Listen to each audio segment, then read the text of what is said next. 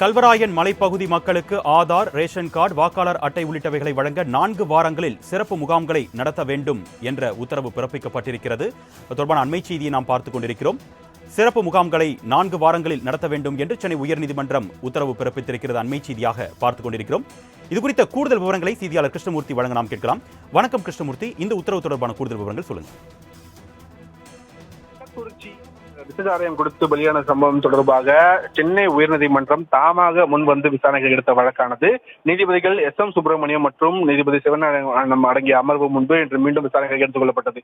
அப்போது கல்வராயன் மலைப்பகுதி மக்களுக்கு ஆதார் அட்டை, ரேஷன் கார்டுகள், வாக்காளர் அடையாள அட்டை உள்ளிட்ட அட்டைகளை வழங்க 4 வாரங்களில் சிறப்பு முகாம்களை நடத்த வேண்டும் என்று சென்னை உயர்நீதிமன்றம் உத்தரவு ஒன்றை பிறப்பித்திருக்கிறது. மேலும் கல்வராயன் மலைப்பகுதியில் சாலை திட்டங்கள், பள்ளிகளில் ஆசிரியர்கள், மாணவர்களுக்கான வசதிகள், மருத்துவ வசதிகள் ஏற்படுத்துவது குறித்தும் அறிக்கை தாக்கல் செய்ய வேண்டும் என்றும் தமிழக அரசிற்கு சென்னை உயர்நீதிமன்ற நீதிபதிகள் உத்தரவு ஒன்றை பிறப்பித்திருக்கிறார்கள்.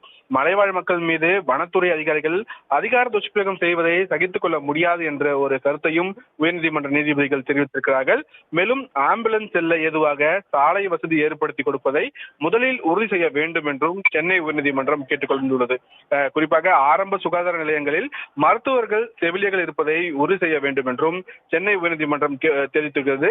மேலும் பள்ளிகளில் ஆசிரியர்கள் இருப்பதை உறுதி செய்ய வேண்டும் என்று தெரிவித்த நீதிபதிகள் கள்ளக்குறிச்சி விசச்சாராயம் மரண சம்பவத்தை தொடர்ந்து இந்த கல்வராயன் மலைப்பகுதியில் மக்கள் மேம்பாடு தொடர்பாக தாமாக முன்வந்து எடுத்த இந்த வழக்கின் விசாரணையை 4 வாரங்களுக்கு தள்ளி வைத்திருக்கிறது. குறிப்பாக சாலைகள் அமைக்கப்பட்டு வருகிறது, அரசு நடவடிக்கை எடுத்து வருவதாகவும், அரசின் கையில் மந்திரக்கோள் ஒன்றும் இல்லை என்றும், ஒரே இரவில் அனைத்தும் செய்துவிட முடியாது என்றும், மினி பஸ்கள் இயக்க வேண்டும் என்று மூத்த வழக்கறிஞர் தமிழ்மணி தரப்பில் கோரிக்கையானது முன்வைக்கப்பட்டது.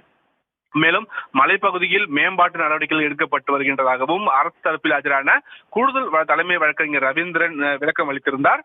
மலைவாழ் மக்கள் மீது அதிகார துஷ்பிரயோகம் செய்யக்கூடாது என வனத்துறையினருக்கு அறிவுறுத்தல்களும் நீதிபதிகள் தரப்பில் வழங்கப்பட்டுள்ளதாகவும் அரசு கூடுதல் தலைமை வழக்கறிஞர் ரவீந்திரன் தெரிவித்திருந்தார். இதன் மூலம் முதலாவதாக கல்வராயன் மலைப்பகுதி மக்களுக்கு குறிப்பாக ஆதார் அட்டை, ரேஷன் கார்டு, வாக்காளர் அடையாள அட்டை உள்ளிட்ட அட்டைகளை 4 வாரங்களில் சிறப்பு முகாம்கள் நடத்த சென்னை உயர்நீதிமன்றம் தற்போது இந்த உத்தரவை பிறப்பித்திருக்கிறது. அருணேஷ். மாலை முரசு தொலைக்காட்சி எடுத்த முன்னெடுப்பின் பயனாக மலைவாழ் மக்களுக்கு பல்வேறு நலத்திட்டங்கள் வழங்கப்பட்டு வரக்கூடிய நிலையில் தொடர்பாக சிறப்பு முகாம்களை 4 வாரங்களில் நடத்த வேண்டும் என்று சென்னை உயர்நீதிமன்றம் உத்தரவு பிறப்பித்திருக்கிறது. அண்மை செய்தியாக பார்த்துக் கொண்டிருக்கிறோம். கூடுதல் விவரங்களை வழங்கியதற்கு நன்றி கிருஷ்ணமூர்த்தி.